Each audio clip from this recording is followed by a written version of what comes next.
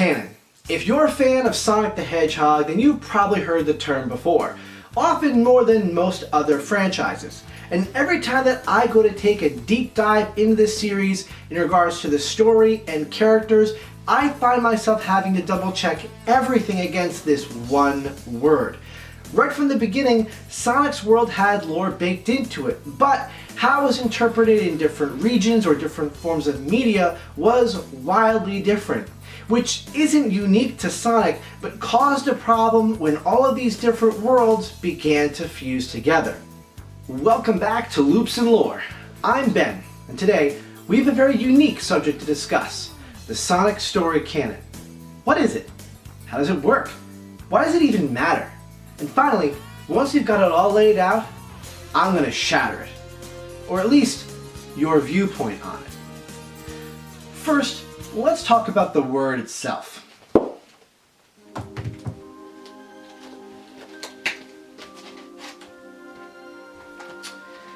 Canon is taken from the Greek kanon. Or maybe it's still pronounced canon. I'm not an expert in Greek. One of you can yell at me what the correct answer is. Regardless, this word would have been used to describe a form of measurement or rule. So when we use the word canon to describe fictional works, we are saying that the story measures up to and follows the rules established by that world and the stories that take place in that world. Typically, the story exists in a what-if or alternate setting. You would normally call that non-canon, because it doesn't follow the rules of that world or exists outside the main established narrative. Sometimes these what-if scenarios are obviously not meant to be taken too seriously, like when Sonic and Eggman stop fighting, not to face a world-ending foe, but instead team up to answer some fan questions. Another great example of this would be what is known as filler. Filler is a term used to describe parts of a story that are thrown in to keep fans interested while the writers work on the main narrative. Moments like Shadow eating raw, unground coffee beans with a spoon. Sometimes these moments are canon, or at least follow the rules of that narrative. Sometimes they aren't and don't follow the rules at all. But either way, moments like these aren't considered required reading. You can enjoy them, but knowing or not won't keep you from understanding the main plot of the current story. The storybook games are another great example, as they appear to follow the rules of Sonic's world, but generally don't build on what the previous games established. Nor do they pave the way for future games, except for maybe one or two things, but we will mention that later. In recent years, the terms filler or what if have fallen out of fashion and have been replaced by the words universe or multiverse, making it normal for a character or world to have multiple variations that are considered official works but still separate from one another. These stories may branch off at different points, start over from the beginning, or create something new entirely. These moments often give the writers free rein to decide what happens in one end of the multiverse or another. Even then, there is typically a prime universe or main narrative that will continue on as new what-if scenarios come and go. As for Sonic, his character and concept were born in Japan during a time when the internet was not as widely accessible as it is today. Like many other characters that made their way out of Japan, changes were made in order to make Sonic easier to understand or more popular for the audiences of other regions, through a process known as localization. This may have been as simple as a name change, like Eggman being changed to Robotnik, or an editing decision, like the soundtrack for Sonic CD being changed, or certain weapon sound effects being changed in Sonic X.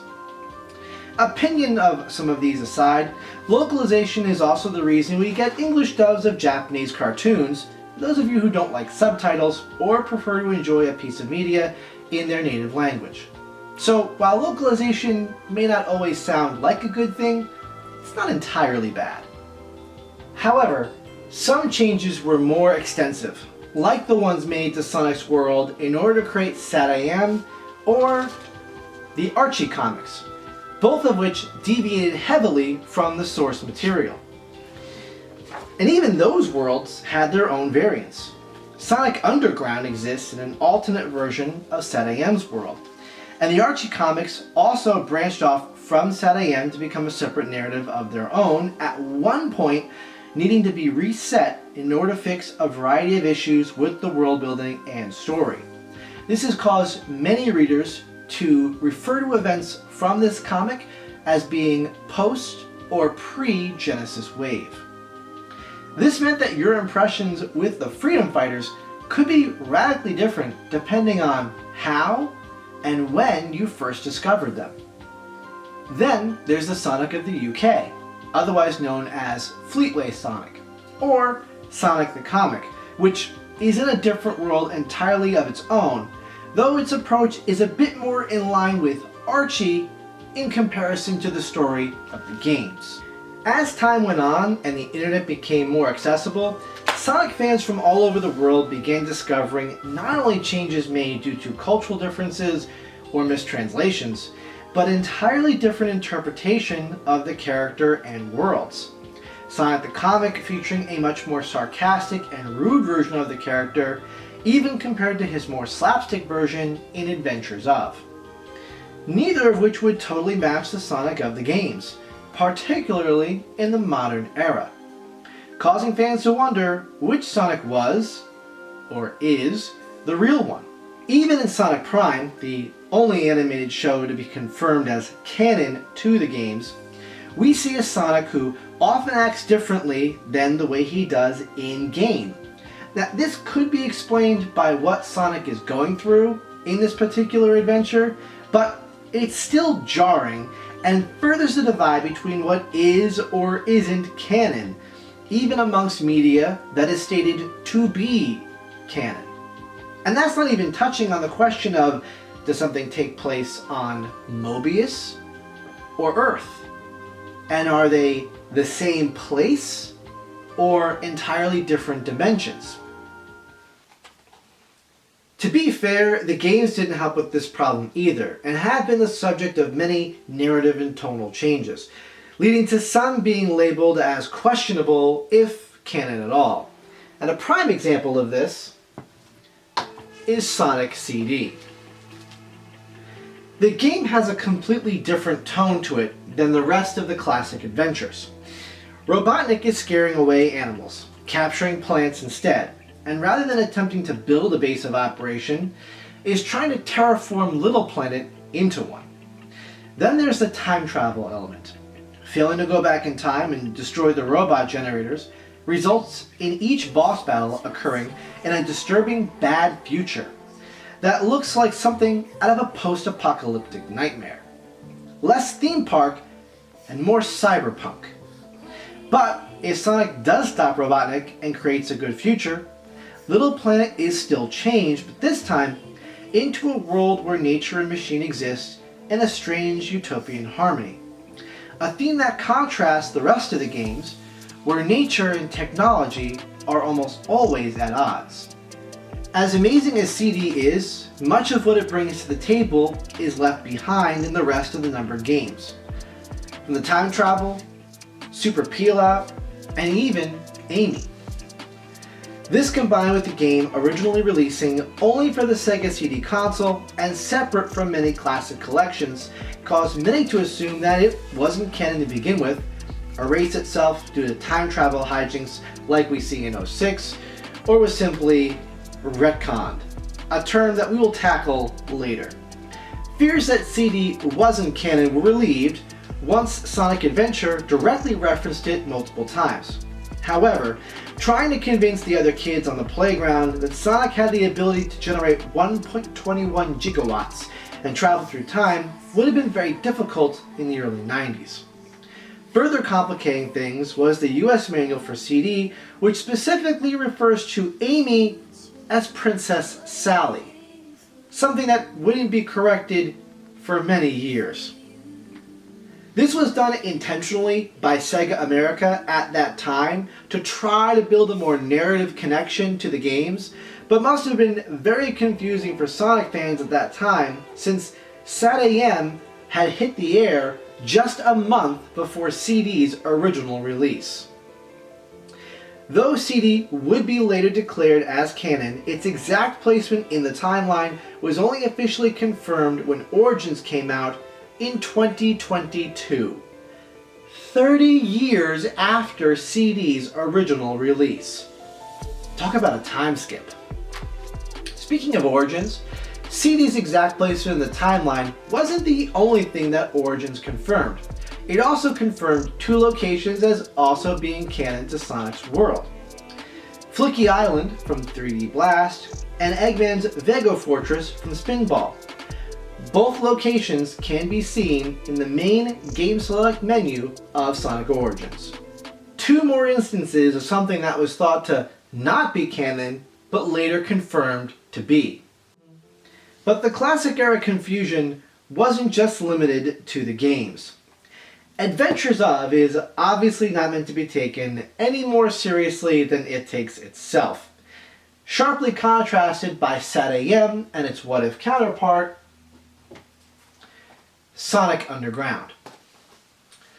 None of which are canon to the games in virtually any way. Not that many fans realized this at the time because our exposure to Sonic's world was still limited. Then there is the Sonic OVA, which fits much better in with the narrative of the games. Almost. Tails is the right color. Eggman is also correctly represented for the first time in any English dub. The tornado is here. We've got Knuckles in a hat, but close enough. I mean, maybe he's hiding the Master Emerald in there. Oh, and we've got Metal Sonic. But that's where the OVA starts to go completely off the canon rails. While the art direction feels very Sonic CD, right down to some of Sonic's movements, the story couldn't be further from. Metal Sonic is met in a totally different way, and there is no Amy, Little Planet, or Time Stones. But we do have anthro-human hybrids for the first and, thankfully, only time. There's also this Land of the Sky, Land of Darkness subplot, suggesting that the movie takes place in a distant future where the surface of the Earth is no longer habitable, except for Dr. Eggman and his robots. Unless we have somehow slipped into the world of CD's special stages, there's no way that this can be true to the events of the games, which mostly take place on islands somewhere in the South Sea where we have plenty of sunlight. Meaning that even the most game-accurate attempt of its time isn't canon either. But this wasn't just a classic era problem. The modern era has been affected by this as well.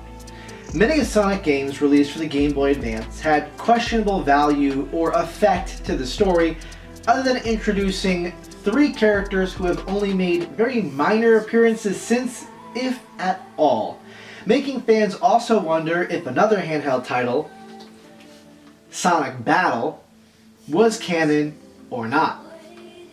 Even then, the events of Sonic Battle make its position in the timeline questionable, but when Sonic Chronicles was left on a cliffhanger and removed from the canon due to legal drama, we all assumed that anything else featuring Gizoids and their lore was also off limits.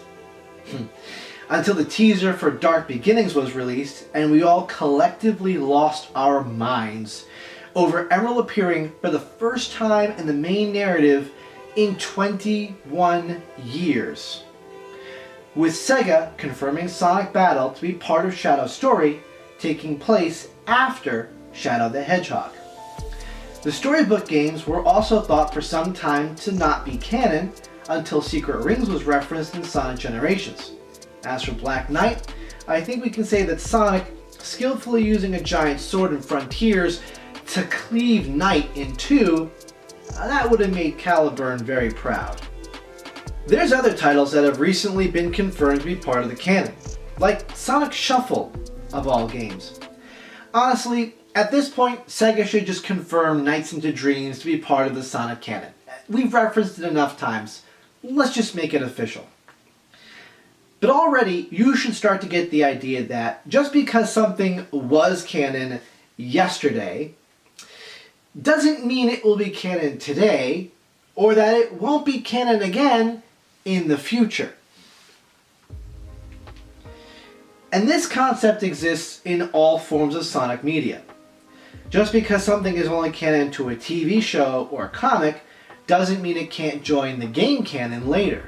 Alternatively, some elements may never return to the main narrative directly, in the way that CD or Battle did, but might still do so in concept.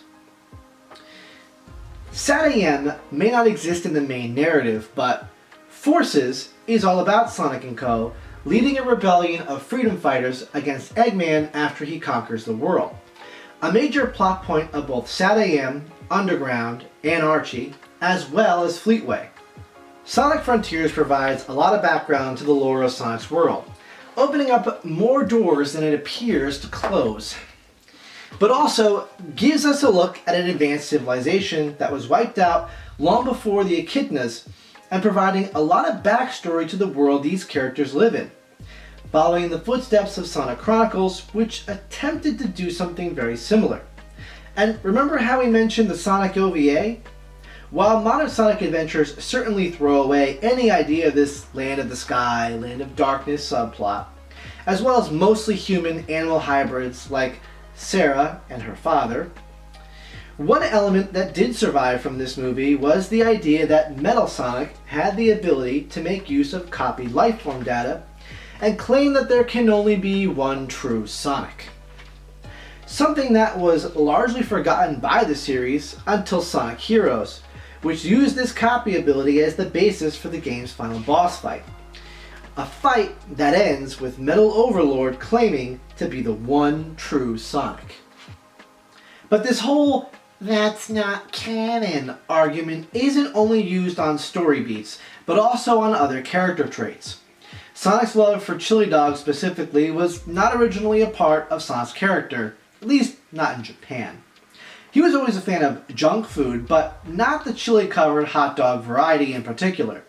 So while they appeared in Adventures of Sonic the Hedgehog, SAT-AM, and Sonic Underground, Sonic is not shown eating a chili dog in Japanese-produced media like the OVA or Sonic X, and also not in-game in the classic era. This didn't change until several games into the modern era, starting with Sonic Unleashed. There he is, Don Baccio himself. Though most of us are probably more familiar with the dramatic moment that Sonic eats a chili dog in the opening of Sonic and the Black Knight, or in Sonic Generations. Either way, Sonic's chomping of chili dogs was an American lock-on that was never supposed to be part of the games or the character globally, but made its way in anyway, and has continued to do so even in the Paramount movies, which are shown worldwide. Eggman, that mad scientist, he couldn't just be content with making an evil version of Sonic, he even had to make an evil version of a chili dog. Well, more iconic than the chili dogs themselves are the rings.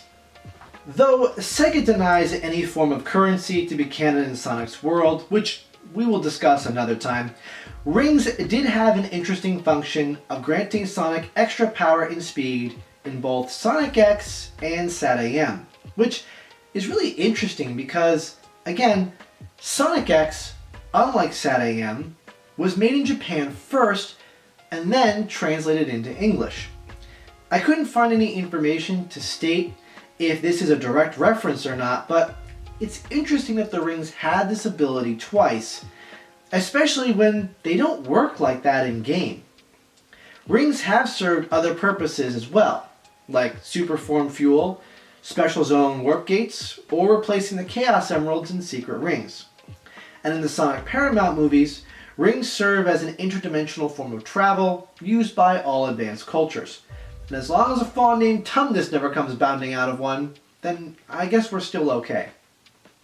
Either way, rings serve as an excellent example of this point. No matter what, rings are used for unexplained scientific phenomena, or magic. We may not see rings used as importantly from one narrative to the next, but they appear as a constant all the same. So to simply brush off one of these abilities as non-canon and disregard it would be an incorrect way to handle this lore. Obviously, there are some things that, regardless of whether or not they have the rights to use, SEGA may want to avoid bringing back regardless. Certain plot points or characters may bring along a lot of baggage and a bad smell? Oh, I think that's skunk. Oh, I hate skunks. Ugh. Anyway, certain characters or plot points would just be better off left behind. And other characters, there might not be a reason to bring back because, well, we've kind of already replaced them with the original roster. Rotor, as an example, could be brought back, but bringing him back while we have Tails, well, it doesn't make sense. They would both serve the tech guy purpose in the storyline. Having them both there at the same time is kind of a disservice to each other. So we'll probably never see a character like that come back. However, many characters have appeared that seem like they are references to characters from the past. Chuck from Sonic X may not be a reference to Uncle Chuck, but both characters are older, serve parental roles, and provide the characters with some technological assistance. Dr. Starline of the IDW comics is a more popular example, often being compared to Snively. And then there's IDW's Surge, who is thankfully different from the Scourge of the Archie comics, but there are undeniable parallels all the same. Speaking of IDW,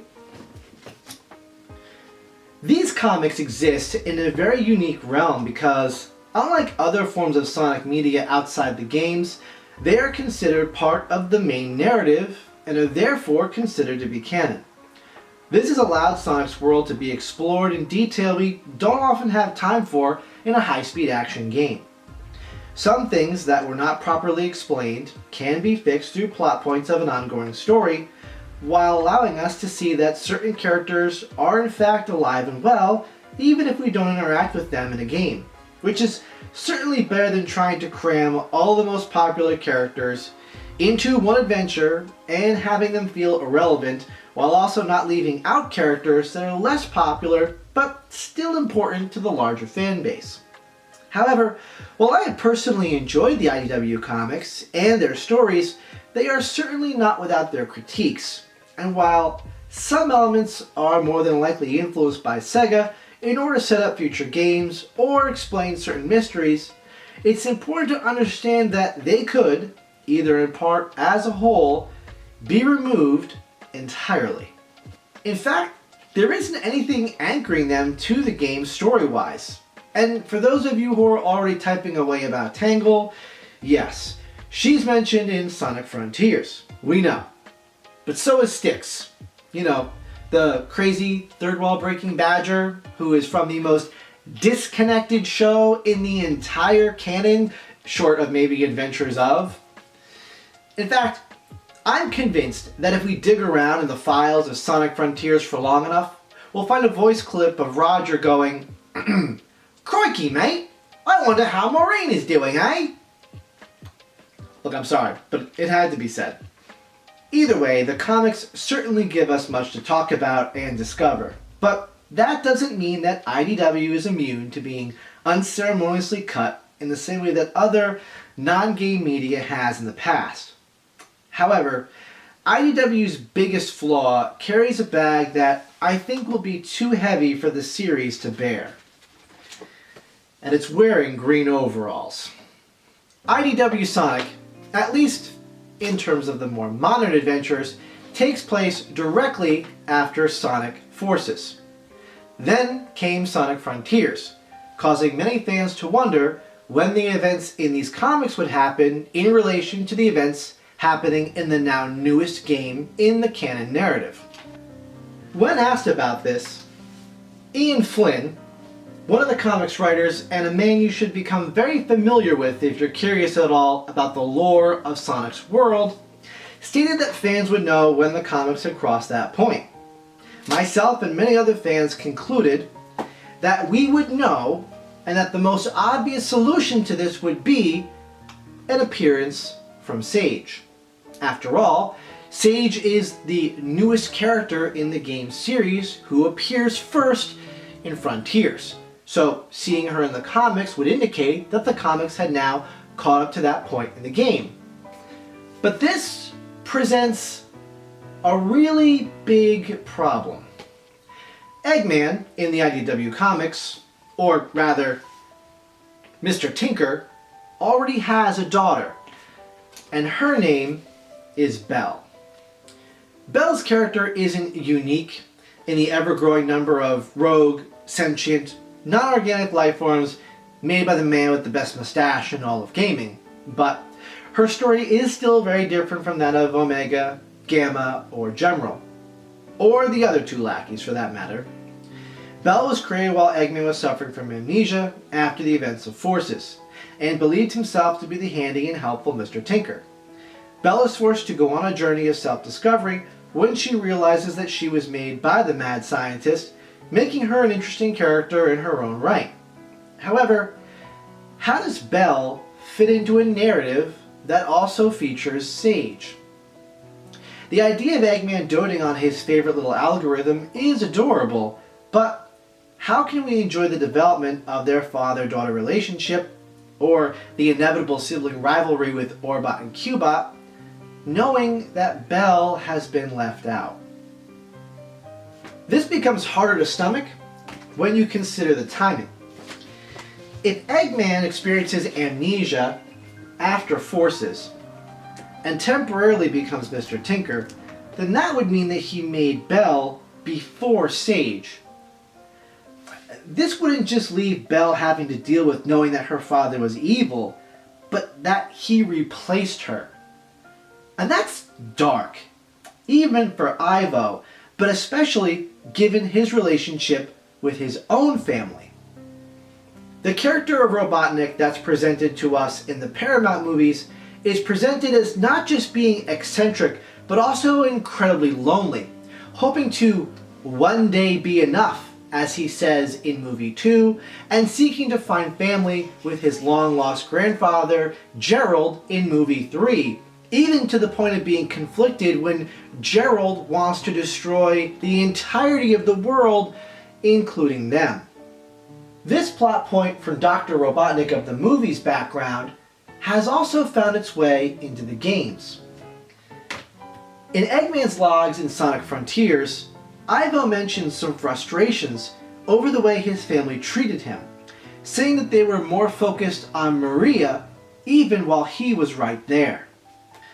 Eggman and Sage's relationship would allow for some healing of his character, serving the possibility that Eggman might break the cycle of his grandfather as he does in movie 3, and at some point in the future lead to the possibility of no longer being a villain at all in order to create a perfect world for his daughter.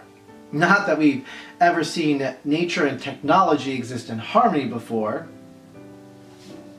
right? Don't get me wrong, I'm going to continue to enjoy and reference these comics because otherwise they're fantastic. But I think it's safe to assume that unless Sega has even stronger intervention, these comics will eventually, in part, exist more as filler content to keep the fans interested between games, or to add details and clarify things that the games simply don't have time to, but won't be considered as required reading in order to run through the most recent rendition of Green Hill Zone. Even if IDW is at some point removed from the canon, that doesn't mean that everything that happens in each individual story wouldn't or couldn't still be considered canon regardless. Amy and Knuckles' adventure in issue 62 is one example, as is Sonic and Tails' encounter with a giant salamander in issue 68, which, yes, again, we will discuss separately.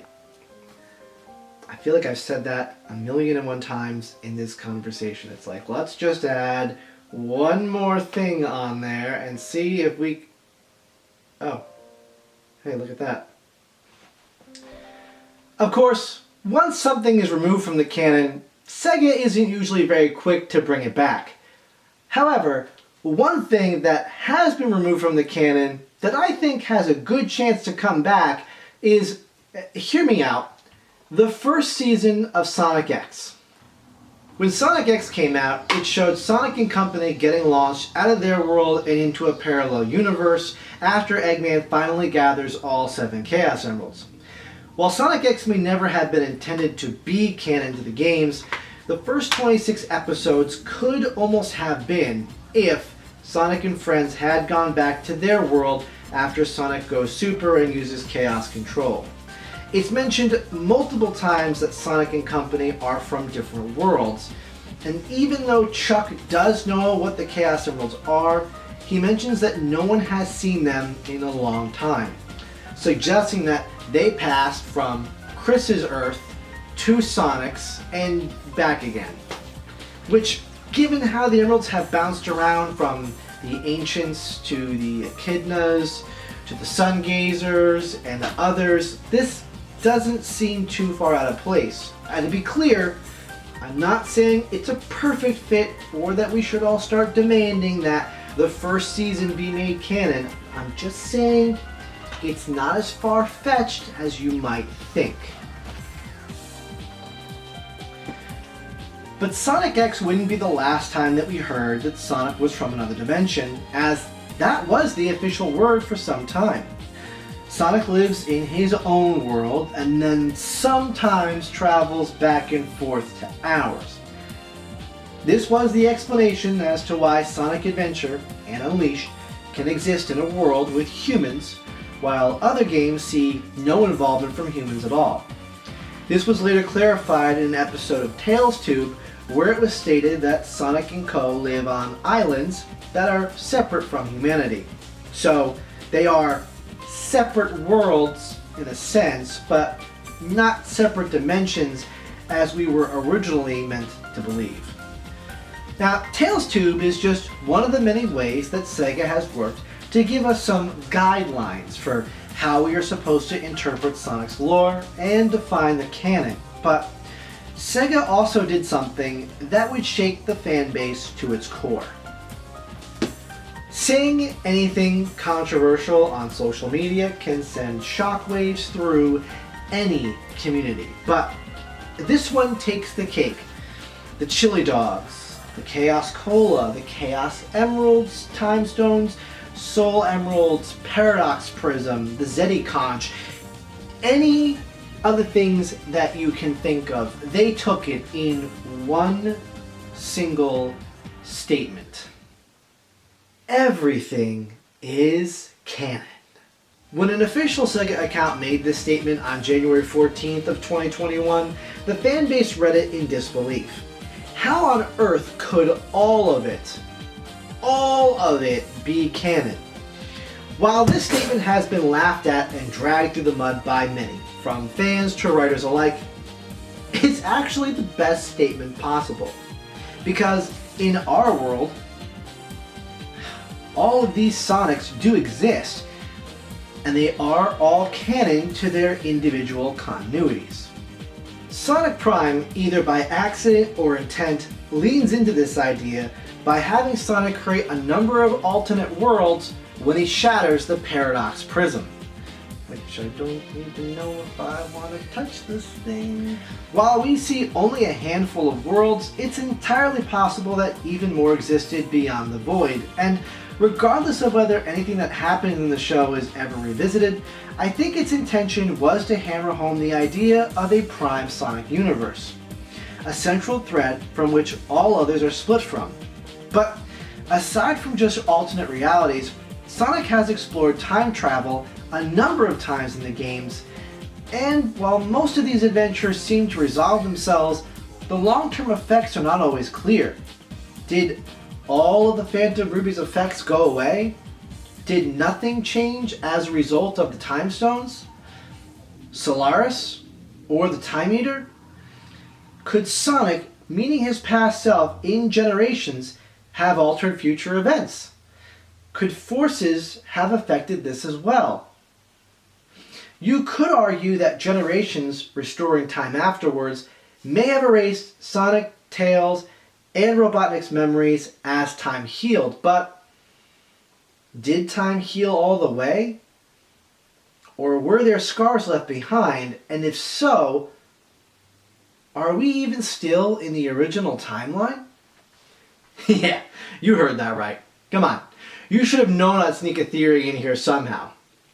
See, these events happen so early in the games that we may never know how its events may have changed the timeline, but it may have had one particular effect that we can see in Sonic 06. In 06, a reborn Solaris attempts to consume all existing timelines, consuming time itself and collapsing all of reality until only it exists, free to reshape all of existence as it sees fit. In beginning this process, it creates a time-space anomaly that absorbs the city of Soliana, while also drawing in Sonic's friends and Eggman. But why did this happen? If Solaris is attempting to consume all of time and space, how did the rest of the cast end up here, but none of the humans that were in the city with them? The only major character that's missing is Blaze, although not exactly, but that's another conversation for a different time. Perhaps Sonic and Eggman's encounter with Little Planet and the Time Stones granted them the ability to exist in this temporary world, and maybe their interactions with the rest of the main cast is what brought them there as well and temporarily protected them from Solaris. This also could have been an effect of the Chaos Emeralds, or the will of the universe itself, attempting to fight back against Solaris. But again, another conversation for later. In the meantime, we have to imagine that Solaris is attempting to find a way to remove the three Super Hogs from reality during the course of their battle, and in doing so, may have dramatically affected events all over time. Remember that 06 was intended to be a sort of soft reboot, starting off a new modern era. Eggman's line about Solaris consuming all existing timelines may not have been talking about any of the changes to time that are being made in just 06's story, but even beyond that. Remember, we're not just talking about one timeline, we're talking about all timelines. So this could have affected all of Sonic media. Games, TV shows, movies, comics, anything that Sega wanted to undo or change, Solaris now gave them the freedom to. You could argue that every non-canon Sonic did exist in an alternate unfolding of time and was erased in this moment, which honestly makes all the unfinished stories carry a bit more weight. They weren't just unpopular, unprofitable, or unrelated. They were unmade. But at the same time, it makes things like a love for chili dogs even more important, because those references serve as a knowing nod to those fans that their memories with Sonic were real. They did happen. Everything really is canon after all. And let's be real here. Sega's true intention behind that phrase was probably to welcome all Sonic fans, no matter how they first got into Sonic the Hedgehog. Through the games, through the comics, through the TV shows. All Sonic fans are important. And I think that's what a lot of us often miss. But to be clear, this doesn't mean that we should simply allow the story of Sonic to veer off in any direction to the point where it becomes a disconnected mess of meaningless events that has no narrative for us to follow, allowing it to be overrun by self-serving fan fiction created by fans or official writers alike. The Archie comics, while loved by many, certainly fell victim of this through many of its stories, with the writers doing whatever they wanted to at times, regardless of whether it was respectful to the world or its characters. And if we're not careful, we could see the same thing happen in the most recent comics as well. On the other hand, that doesn't mean that we should develop an elitist mindset where we can just attack a group of people because their favorite version of Sonic doesn't suit our ideal world. Otherwise, we become no different than Mephiles. Still, this leaves us ironically in the same position as 06's story. Everything is canon, but not exactly. Everything is canon to itself, but it's not all actually interconnected. Right? Right? Sonic Generations is a true anniversary game, and at first it seems like nothing more than a fun ride through Sonic's history, but doesn't appear to really change much of anything. In this adventure, Tails deduces that they are traveling through time and space. But in Sonic Cross Shadow Generations, this is changed to just time. Some other dialogue was changed as well, not that this affects the plot too much, and could be viewed as just a quality update.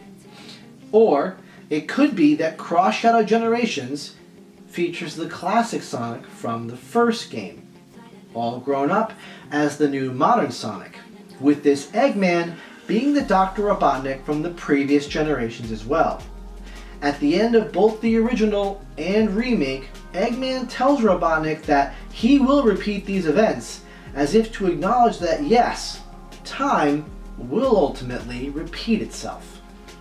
So does Eggman not remember these events because it didn't happen until the modern era in the first place? And if so, does time heal when the Time Eater is destroyed, meaning that only the modern cast would have any memory of this? And once they escape white space, time no longer affected simply moves forward, leaving the classic era completely unaffected.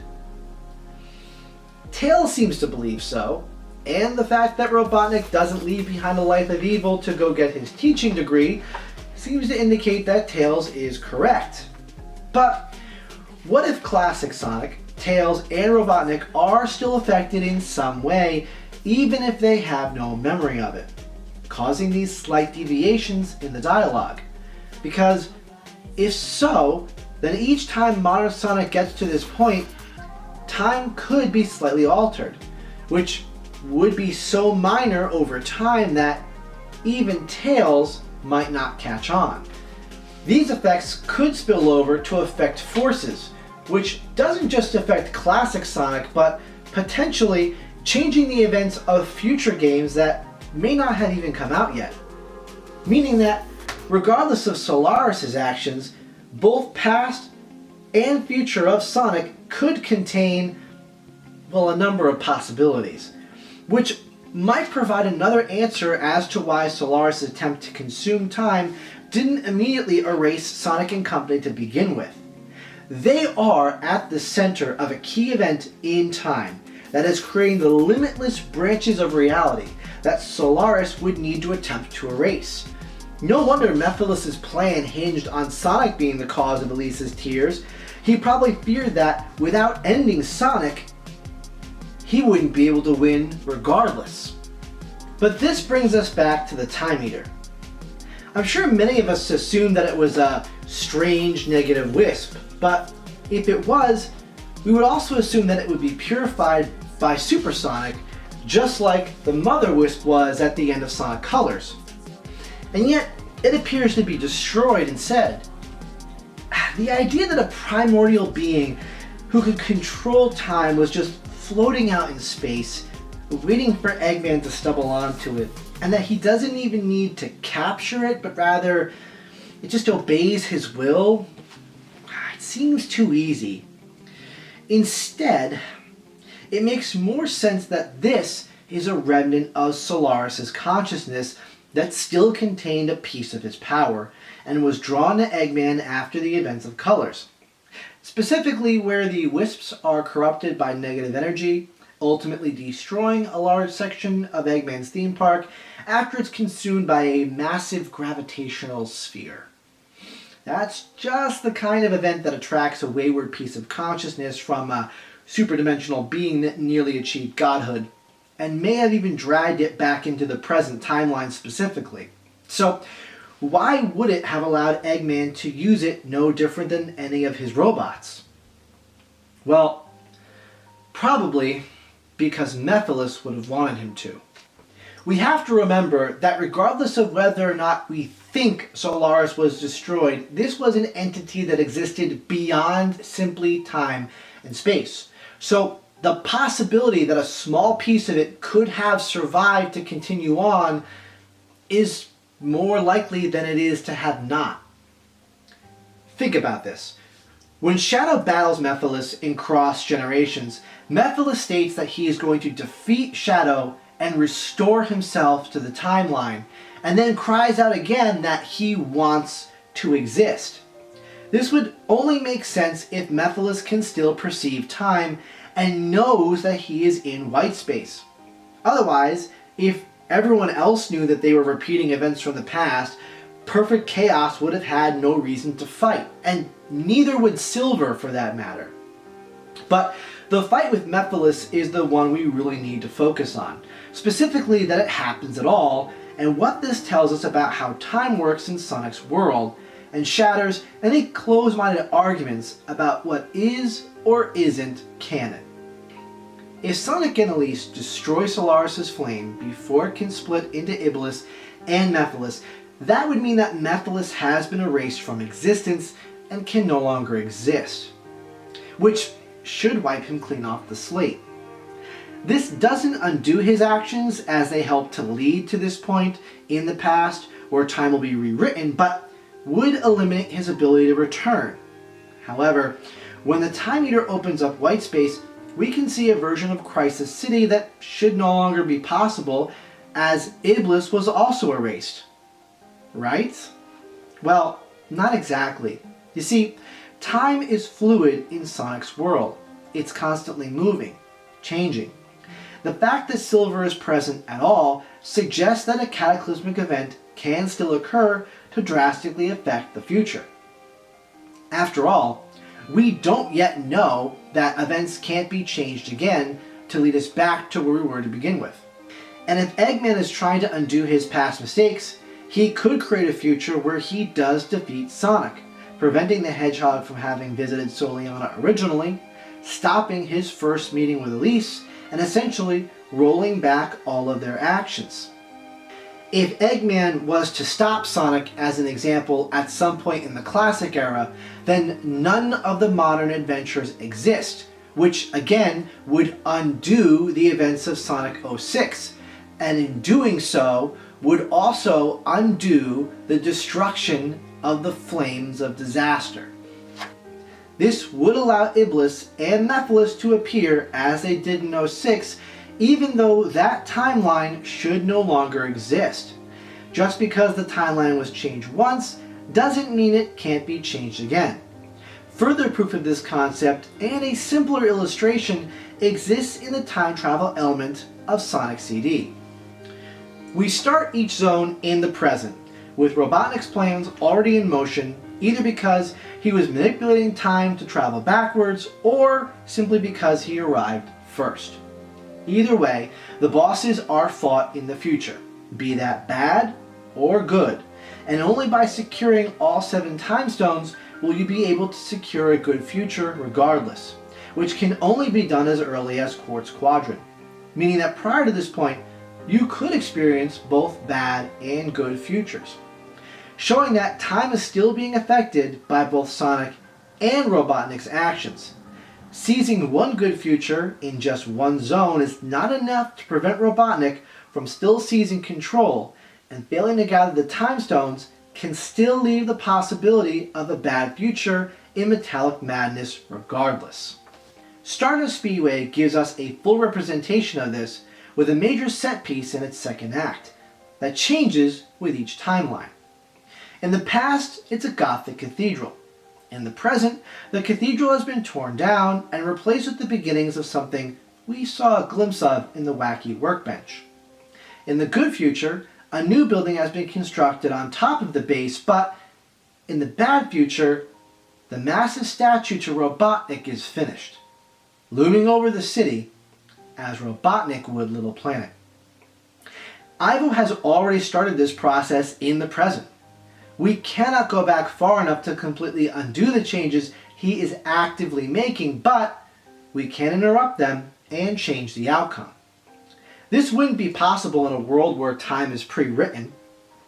If it was, we would only have one possible future, not two, and even then, stopping him in one zone would be enough. But it isn't. The same thing happens in generations. Despite being in control of the time meter, Robotnik can't just undo his failures with the push of a button, simply removing Sonic because another one of his friends might take his place. And that's why he needs to drag all of these characters into white space as well as the Chaos Emeralds in order to prevent any of them from creating a different future. And in the process, creating an alternate timeline where Robotnik still loses. Now, put this understanding into perspective of what happens in 06, where Solaris isn't just attempting to rewrite time from a limited human perspective like Eggman is in Generations, but instead is trying to consume all possible timelines that could exist. Like maybe one where Robotnik did get his teaching degree, but instead became a politician.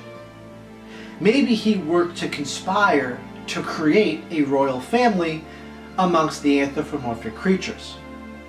And maybe he then conspired further to start a war between humans and anthropomorphic life, only to double-cross the royal family of Acorn and seize power for himself. Or perhaps another reality where instead he helped a different member of the royal court, Alina, to take the throne, only to betray her. Or perhaps he assists Sonic and friends to leave their dimension to fight a different ancient foe, only to speedrun his way to the Forces plot in their absence and take over the world. Or maybe he accidentally destroys the dimension entirely, and all that remains is a robot named Morpho, who then decided to take on the form of a much more toned Eggman with a blonde mustache and flowing mullet.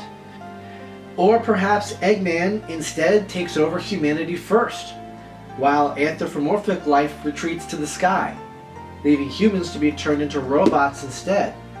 Or maybe one where Eggman started out as a humble scientist, trying to remove all the chaos in the world before accidentally absorbing it all instead. Come to think of it, it seems that the one who has the greatest effect on the canon is actually Eggman.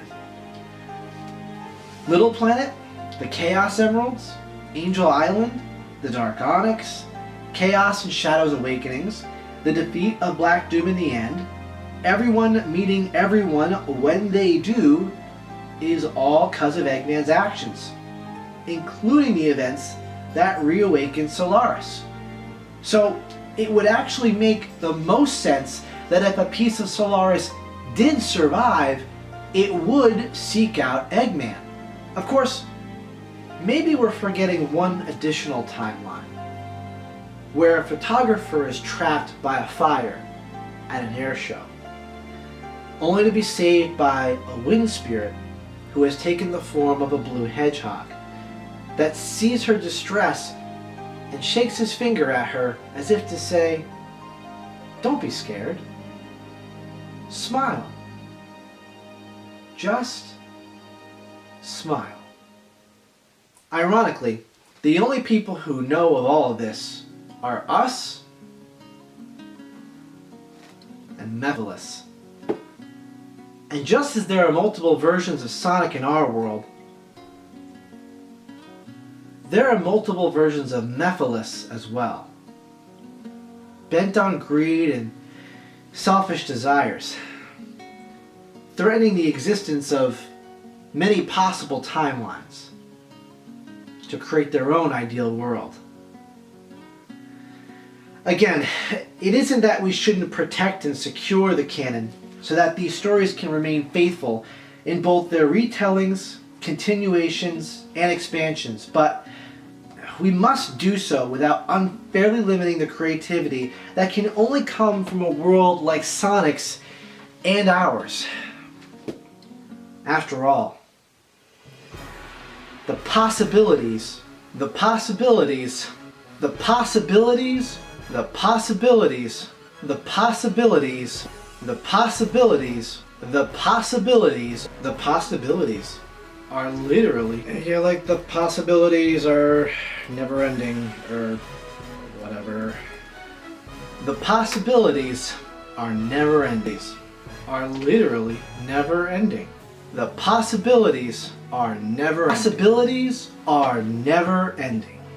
Are never ending. Possibilities are never ending. Possibilities are never ending. These are never ending. And thanks for watching. Oh, I want to exist.